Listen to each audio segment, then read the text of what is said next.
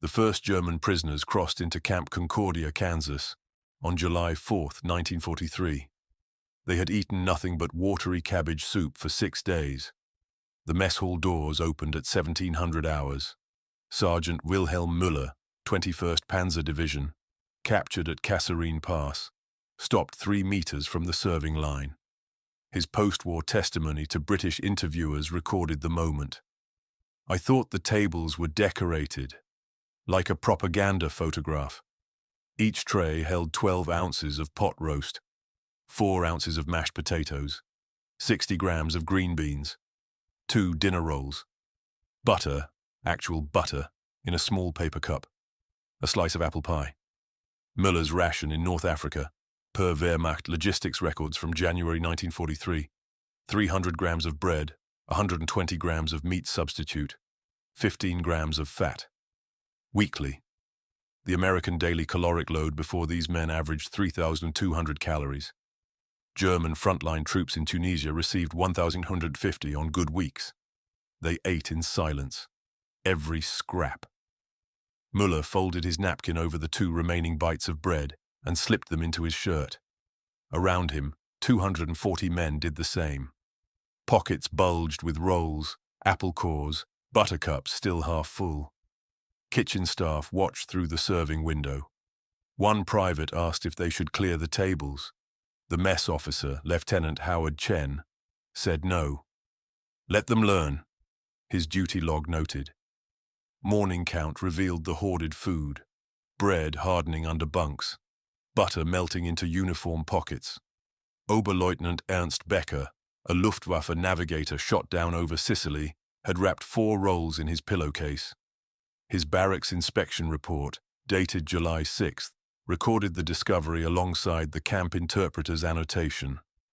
Prisoner states he was saving for when rations stop. The Geneva Convention required captor nations to feed POWs equivalent to their own garrison troops. U.S. Army Regulation 633-1, issued February 1943, specified minimum standards.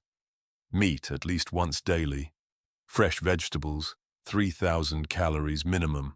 Camp Concordia's contract with Ellsworth Milling Company supplied 60 pounds of flour per 100 prisoners per day. The German Army's entire 6th Army at Stalingrad, before the encirclement, received 30 pounds per 100 men daily at peak supply. Breakfast on July 5th, scrambled eggs, bacon, toast, coffee, orange juice. Müller's diary, preserved in the Concordia camp archive, recorded his confusion in fractured English, learned from guards. Eggs again. They give yesterday too. Is mistake? Guards say no mistake. Every day eggs. He ate 6 pieces of toast, drank 3 cups of coffee, vomited an hour later behind the latrine. The camp medical log shows 43 similar incidents that first week. Digestive systems shocked by fat and protein after months of deprivation. The hoarding intensified. Inspections on July 8 found a systematic smuggling network. Prisoners transferred food during work details. Burial in hidden caches near the motor pool. One cache, discovered when a guard noticed disturbed earth, contained 87 bread rolls, 23 partially eaten steaks wrapped in newspaper, 14 apples. Decomposition had begun. The camp commandant, Colonel Paul Neufeld, convened the prisoner liaison committee. His meeting notes survive. Informed prisoners via interpreter that food supply permanent, met with silence. Spokesman asked how long permanent means. Stated indefinite. Spokesman asked what indefinite means. Ended meeting. Trust did not come from words. It came from repetition. Week 2, the same portions. Week 3, the same. Müller's diary entries shift in tone. July 14th. Steak again. They not run out. July 18th. Eggs every morning. Maybe as Kansas rich place only. July 22nd. Butter every meal. Where they get so much? The answer sat 200 kilometers northwest. Kansas wheat production in 1943. 241 million bushels. A state record. Beef cattle inventory. 3.8 million head. Peak wartime numbers driven by government price supports. Ellsworth Milling operated 3 shifts. The camp's monthly food expenditure, documented in Concordia County procurement records, $14,200 for 2,400 prisoners. That sum would have fed an entire Wehrmacht regiment, 2,500 men, for 3 months under German logistics planning from the same period. Behavior changed gradually, then suddenly. By August, inspection reports noted decreasing food hoarding. Müller's diary, August 9th. I leave bread on plate today. Mornings still come. Food still there. The psychological shift occurred in visible stages. First, men stopped taking extra rolls. Then they stopped hiding butter. By September, they began refusing seconds when offered. The abundance removed the fear, and without the fear, appetite found natural limits, but not for everyone. Gefreiter Hans Lehmann, 334th Infantry Division, captured in Italy, never stopped hoarding. His psychological evaluation from October 1943 notes persistent trauma indicators from Leningrad siege. He had survived the Northern Front, winter 1941-42, when German rations dropped to 200 grams of bread daily and men ate leather. Every inspection found food under his mattress, rotting despite repeated warnings. He served 3 days in camp detention for health code violations. The camp psychiatrists note, subject cannot accept permanent supply concept, recommends observation but no punishment, survival behavior too deeply ingrained. The Red Cross inspection of Camp Concordia, November 1943, recorded an unusual complaint from prisoner representatives. The portions were too large. Men were gaining weight, averaging 8 kilograms in 4 months. Some requested smaller servings to avoid becoming fat. The inspector, Dr. Friedrich Baumann from the Swiss delegation, noted the irony in his report. Prisoners expressed concern about overfeeding. This observer has never encountered such complaint in 40 camp inspections across 3 continents. The camp's food supply never faltered. December records show the same procurement numbers. January 1944, the same. By spring, the hoarding had effectively ceased. Müller's final entry on the subject, April 1945. We eat normal now. Like is always there. Because it is. The realization spread through other camps at different velocities. Camp Alva, Oklahoma, received 3,000 Africa Corps veterans in October 1943. Their intake processing revealed physical deterioration beyond Concordia's prisoners. Average weight 58 kilograms for men whose wear-pass records showed pre-capture norms of 72. Medical officer Captain Robert Chen documented first meal reactions. 17 cases of acute gastric distress. Prisoners consumed food at speeds suggesting fear of imminent removal. One subject ate until unconsciousness, required hospitalization. The difference was sequence. Concordia's prisoners arrived directly from North Africa via processing centers. Alva's men came through British custody first. 4 months in Tunisian POW cages, where rations reflected Britain's own shortage economy. Their last meal before transfer: thin soup, 200 grams of bread, tea. Geneva Convention standards existed on paper. Implementation depended on the captor's supply chain. Obergefreiter Klaus Weber, 15th Panzer Division, kept what he called his Mengenliste, quantity list, on torn cardboard hidden in his boot. Entries from Camp Alva, October-December 1943, track his recalibration. Oct 18, meat 340 grams, weighed on medical scale, guard allowed, impossible number. Oct 25, counted 8 eggs this week. 8. Oct 31, American private on guard duty eating sandwich, threw half away. Half. Watched him do this. Nova 7. They feed us same as their soldiers. Confirmed by comparing trays through fence at guard mess. Same portions. Nov 15. Butter ration larger than weekly Wehrmacht officer allowance. Daily. Nov 22. 3 men in my barracks now refuse breakfast. Too full from yesterday. The psychological breaking point came through indirect observation. Prisoners watched American guards. At Camp Chaffee, Arkansas, a work detail witnessed kitchen staff scraping uneaten food into waste bins. Pounds of it, daily. Unteroffizier Martin Schultz, captured at Anzio, reported this to his barrack group as evidence of impending shortage. "They are hiding true supply situation by disposing of evidence," his statement to the prisoner council suggested. But the waste continued, week after week. By December, Schultz's interpretation inverted. "They waste because they have too much. This is not hiding shortage. This is normal for them."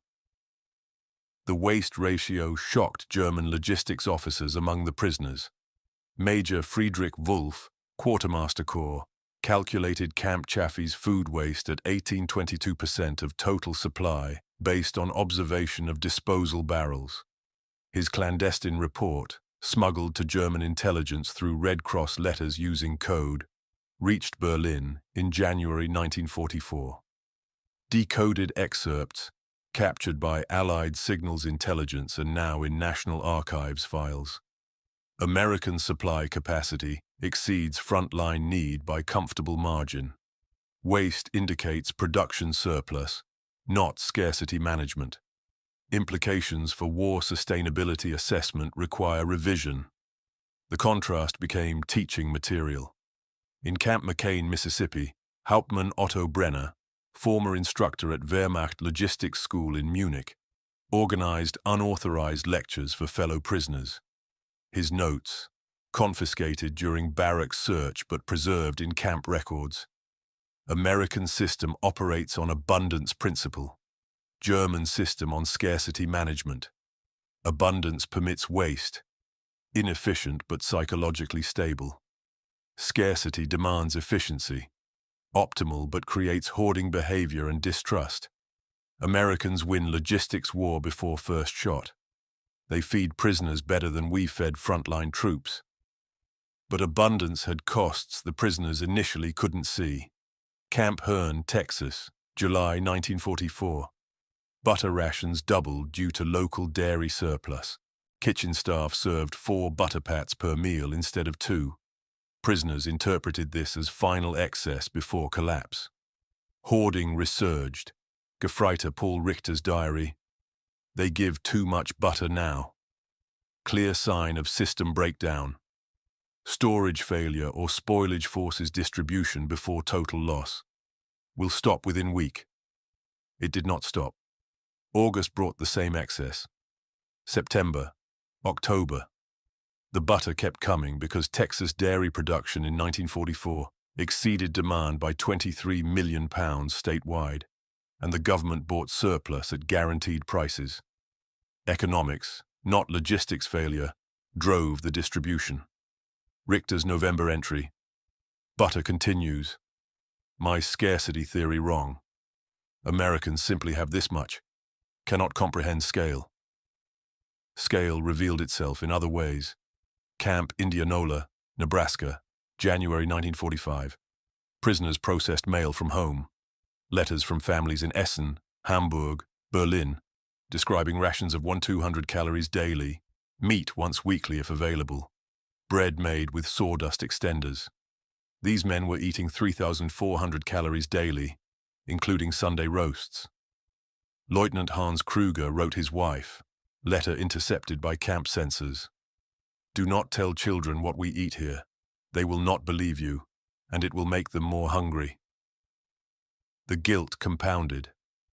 At Camp Opelika, Alabama, prisoners refused meals for 2 days in March 1945. Self-imposed penance after letters described conditions in German cities under bombing.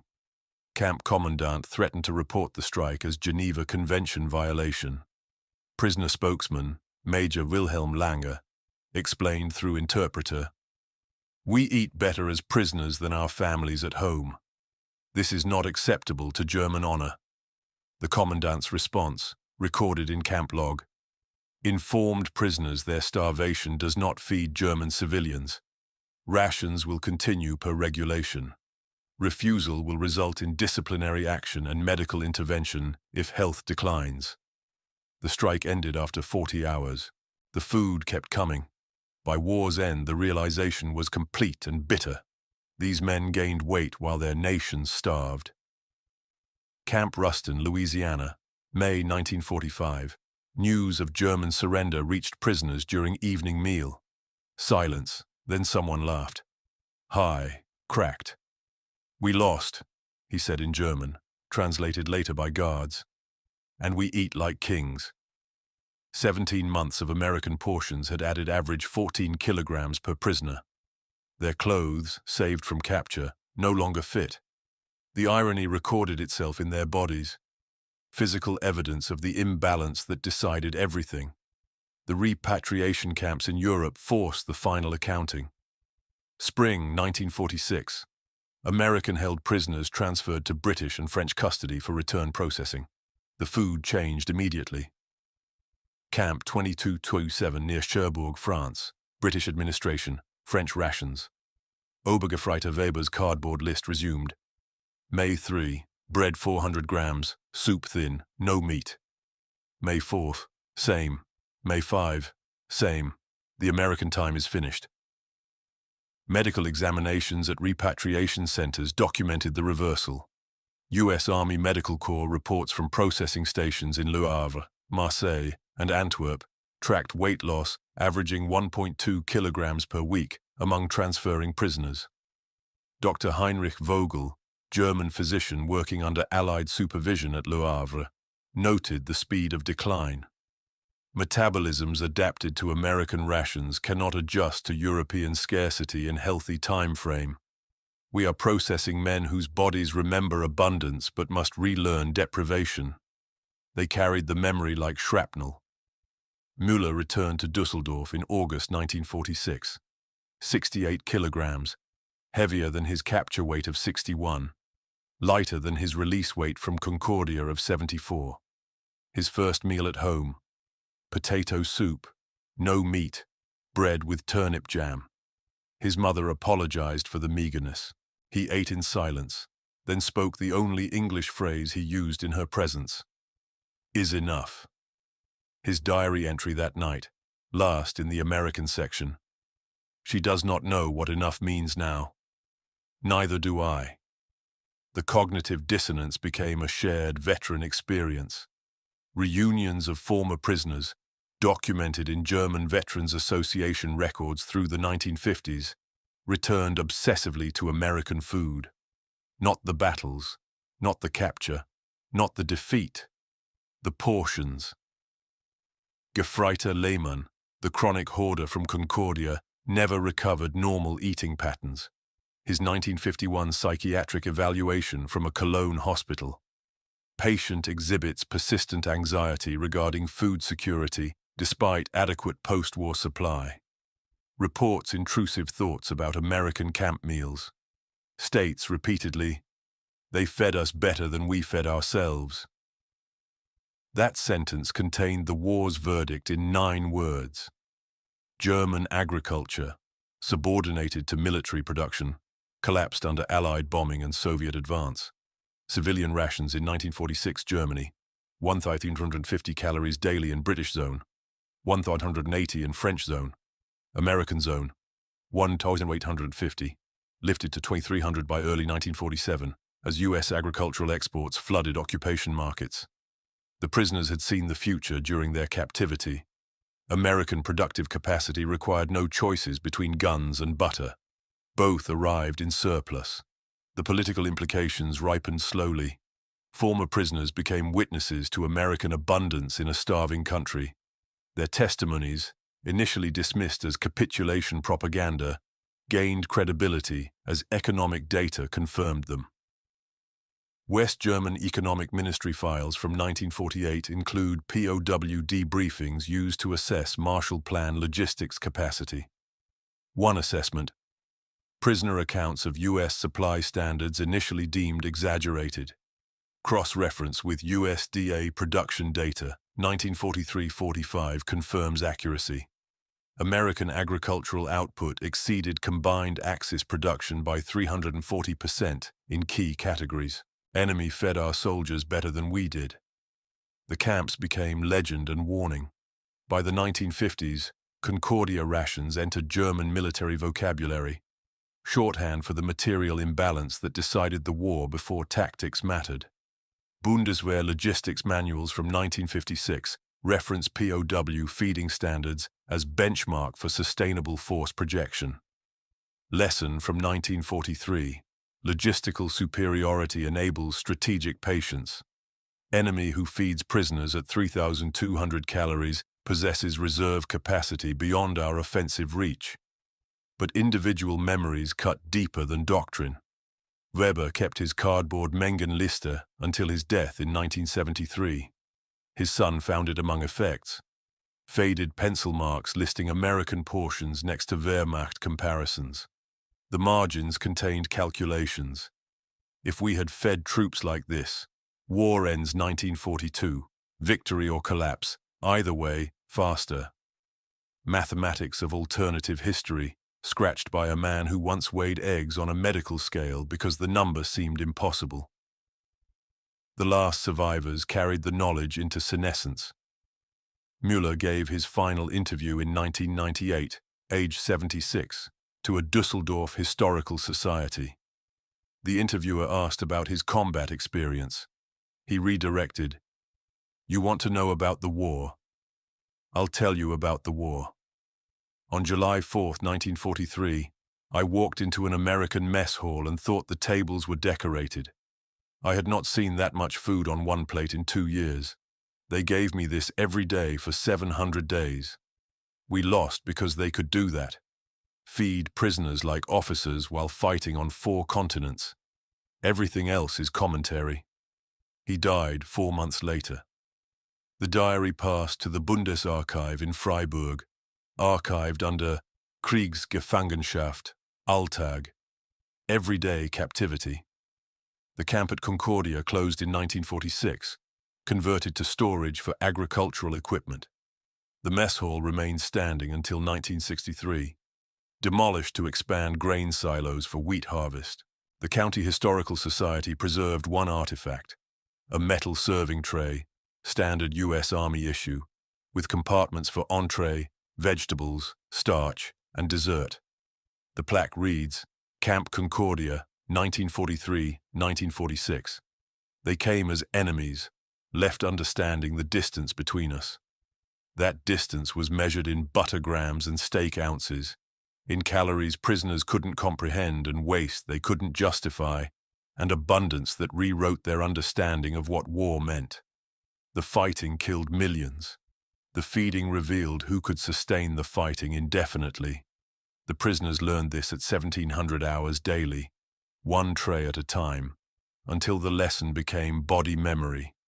The feel of enough, then more than enough, then so much that enough lost meaning. They carried that feeling home to a continent that had forgotten what it felt like. Some never forgave the knowing. Most never forgot the taste.